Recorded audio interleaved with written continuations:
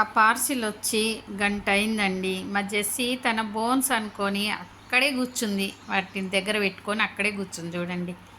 నేను ఇప్పుడు ఓపెన్ చేసి చూపిస్తా ఏమున్నాయో మీకు కూడా. ఏదో డాగ్ అరిచిందండి. మా జెస్సీ ఎమ్మట లేసి ఉరికింది. అంటే ఇవి తన బోన్స్ అనుకొని అక్కడ పెట్టుకొని కూర్చుందండి ప్యాకెట్.